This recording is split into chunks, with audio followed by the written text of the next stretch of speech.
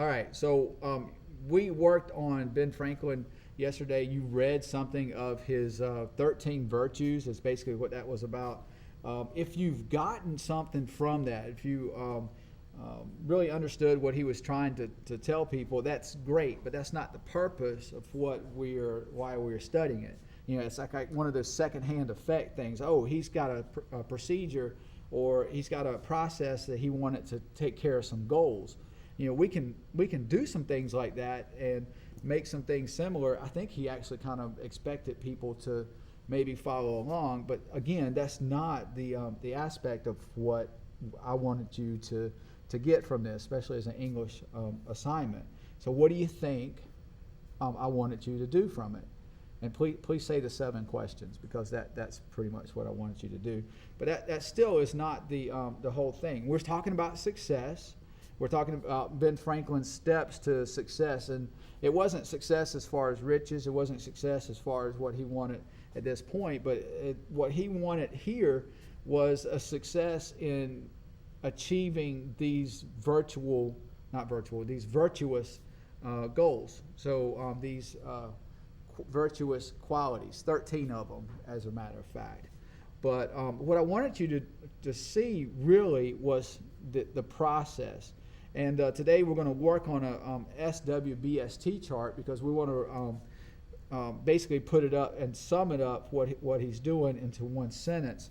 And kind of, I guess, more or less, this is about writing a description or a summary, and trying to get it. But let's look at the questions for Franklin's Keys to Success, and we'll go over those real quick, and then we'll go to the next thing. I'm going to go ahead and share the screen with you, and you guys, if you want to log on and see, that's fine. I know it's not up behind me, and you probably wouldn't see it if it was there anyway. But I'm going to go ahead and try it and see. I'll be glad to allow you into the Zoom if you need to. It's going to be small up here. That's the only bad thing. But hopefully you have your questions up. So even if you're not Zooming, am I on the right one? I guess I am. So I was just making sure I had the right screen.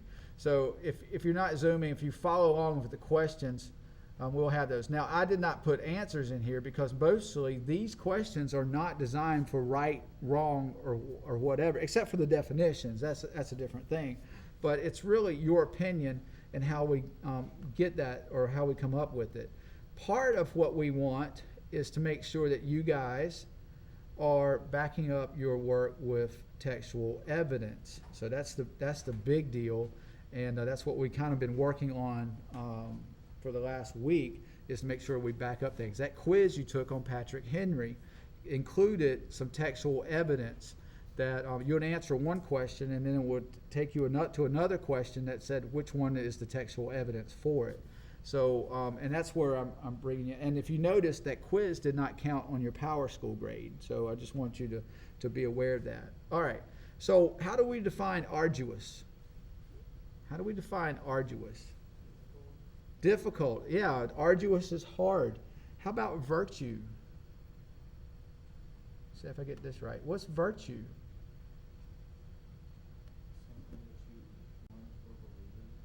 Okay, something that you want or believe in.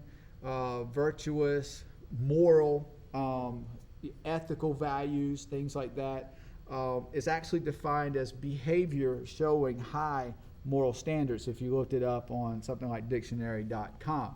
So, which I did just to make sure. So, but to me, virtue has always been something about our moral character. So, is it any wonder that, or why would you think Ben Franklin wants to establish some sort of good or virtuous moral character? Why is that important? Why would it be important to him? Just an opinion.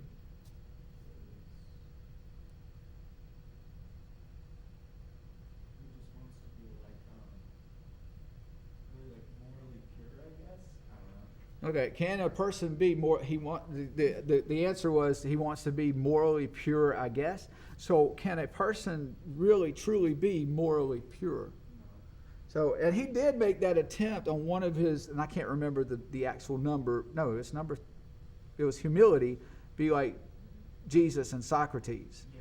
So, and that's kind of tough for someone to be like those two individuals. Closer more towards Socrates, but Jesus, in Christian religion, Jesus is Son of God, and actually one of the Trinity. Jesus is God for that purpose. Is for his religion. Ben Franklin, same thing. Jesus is God. So that would be pretty tough for him to do that. At least he's trying. So vigilance. What is vigilance? I put it as just being consistently attentive. Being consistently. Attentive. Just like always being on top of something. Okay, being on top of something, in the know, maybe careful about how we go about things, vigilant, making sure that we dotting our I's, crossing our T's, and all that stuff. That could be a part of it. It's actually definition, the action or state of keeping careful watch, for possible danger or difficulty. So in this list of things that he's doing, he's going to be tempted to wave or go away from that list. So yeah, there's going to be that sort of, he's going to be vigilant in trying to keep these. And that's going to be hard for some of these things. So we also know from his history he had an illegitimate son. Do you think he followed through with his list? Probably not. His illegitimate son actually became governor of New Jersey, William. So that's kind of, wow. All right, so I would hate to be the Mrs. Franklin at this point, but at least he is making an attempt at doing this, and this was in his younger days, I'm sure. All right, so let's get to the questions. There's really only 6 questions once you've done the definitions. How did Franklin go about achieving his virtues, and how does it work for him? Again, we want textual evidence, and just to save a little time, he had a plan. He organized his goals. He actually set up a chart that said Monday, Tuesday, Wednesday, Thursday, Friday, Saturday, Sunday, whatever. And he was going to attempt each one, and he lined up all 13, and he put them in the order of what he thought of as importance. And his goal was to finish one, get that taken care of in order for it to become a habit so he can move to the next one. Because he was saying to us, I can't reach number 2 without doing number 1 first. If I fail at number 1, how can I even think about getting to number 2? I mean, that, in so many words, just summary. So did it work for him? Going back to textual evidence. Sorry, I'm putting this in here. In truth, I found myself incorrigible with respect to order. And now I'm grown old and my memory bad. I feel very sensibly the want of it. But on the whole, though I never arrived at perfection. See, he never arrived. So that's part of that textual evidence. We have to go back to that. So did it work out for him? No. I just threw in from the history part of the text, or the thing that we learned yesterday, his illegitimate son William, former governor. That kind of says right there, he didn't quite make his list. He didn't live up to what he was trying to do. So I thought that was fairly interesting. Okay, so number 3, what efforts does Franklin make to become more orderly, and he's successful? I think I kind of answered that, didn't I? With question 2. What was the effort? He made a list. He went and did a daily activity, and he logged it. He said, this is how I like every night he logged his success, or how he ever did it. He did it with dots on his chart. So what is the this is from Franklin's autobiography. Thus it's written to reflect his own thoughts and views. Why do you suppose that Franklin thought or hoped, who do you suppose that Franklin thought or hoped would read and benefit from it? Who do you think? It said that he specifically wrote it for his son, but I think he also thought that for anybody who reads it could benefit from it. Yeah. So it may be well my posterity should be informed that to this little artifice, with the blessing of God, their ancestor owed the constant felicity of his life down to his 79th year in which this is written. What reverses may attend the remainder is in the hand of providence. But if they arrive, the reflection on past happiness ought to be, happiness enjoyed ought to help his bearing them with more resignation. I think you absolutely, he's saying this, William, but ultimately, I think he realizes that with his popularity, with his writing, others could benefit from this as well. I hope, therefore, that some of my descendants may follow the example and reap the benefit. That's the very last line of the piece. So using that textual evidence. So, all right. I went to the wrong one. More questions. What one virtue do you agree strongly with and why? And this is subjective, so it's all up on you. So there's no real correct answer. But anybody want to throw one out? I'll put the virtues up.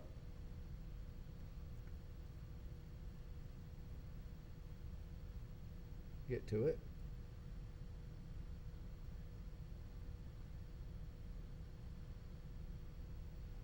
Which one do you think? I can't get it all on one page. Or can I? I can, but you guys won't see it there. Temperance, eat not to dullness, drink not to elevation. I really don't have to go over all of it, do I? So silence, speak not, but what may benefit others or yourself. So I like that one a lot because I think we do speak quickly. I think, and when we do, we don't take into account what others are saying. I've noticed this in our conversations, especially within the last couple of decades, I suppose. It used to be, and you'll see me walk up to somebody a lot of times and just wait until they finish their conversation before I interrupt. I'm getting a little bit better at asserting myself in conversations now, but I think it's practice or good practice to let someone finish what they're saying before you speak. And I've been guilty of not doing that lately, but I think it's very important. So you might choose something else. Cleanliness, your parents might show that one too. For you, tolerate no uncleanliness in body, clothes, or habitation. Pick up your room, clean your room. You can wear that again today.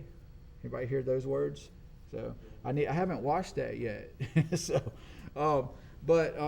not just talking about his clothes. He's talking about his attitude, his what he's saying here. Cleanliness, tolerate no uncleanness in body. Okay, everybody thinks that's bathing, but it has a double meaning, double entendre. So it's judging from the list, cleanliness that's that physical stuff, but we were talking about something that's more mental, more mind. All right, moderation, avoid extremes, tranquility. There's a lot of good qualities in here, and I think is there one that you would add to it? Can you think of one that you might add a name of a virtue? Because I can't. I really can't. He covered quite a bit. And at first, when I first read this, I thought he was maybe not referring, but going back to religious standards and using things like the Ten Commandments to help him make his list. But I think it became more than that. I think he looked at people's lifestyles. I think he looked at how people live, how he was living. I do find this one, number 12, to be quite ironic for him because of William, his illegitimate son, chastity. Rarely use venery, but for health or offspring. Rather use sex except for health or offspring. Okay? Never to dullness, weakness, or the injury of your own or another's peace or reputation. Chastity, remain vigilant about that. So, anyway, so that's Franklin there. Last couple of questions. Sorry, I skipped. Which virtue do you think is the most absurd or unattainable? Now, again, that's up to you. I don't think they're absurd, but I do think let me go back to it. I was going to say that the Jesus one is pretty tough because it's just tough. I think the frugality is my hardest one. It's not absurd, but make no expense but to do good to others or yourself. Waste nothing. So I look at it and I see myself sitting in front of a TV. You know, how is that doing good for myself or others? If I'm watching something that's going to help me, sure. I could, I don't know. Maybe that goes back to indulgence or temperance. Eat not to dullness, drink not to elevation. That actually is still, Or industry. Lose no time. Always be employed in something worthwhile. There's a lot of good stuff in here. How did Franklin feel after having worked through his process of achieving moral perfection? And again, that one might be more for textual evidence, so we have to go back to that. What do you think? It said that he didn't completely succeed, but he thought that he was happier because of it. Right, he didn't completely succeed. He was happier because of it. I'm trying to find that. And a happier man than I otherwise should have been if I had not attempted it. So he's not disappointed that he failed. He's not disappointed that he couldn't achieve the ultimate goal, but it's the process of doing it. He's much happier for it. Let's see. Yeah, it didn't have anything else on there. I feel very sensibly the want of it. He still wants to complete it. He still wants to do some of those things, but on the whole, he's never going to arrive at it. And I think admitting those weaknesses is another thing that could be added to his chart. So just admitting that, look, I'm not perfect, and I'm trying, and I'm working towards it, and I'm already there. You know what? I just saw it, and I'm sorry, I did not hear the sound. You guys should have. I wish you'd spoken up. I just saw the meeting room. So, all right. So that's it, and we'll stop there. And I know you just joined us.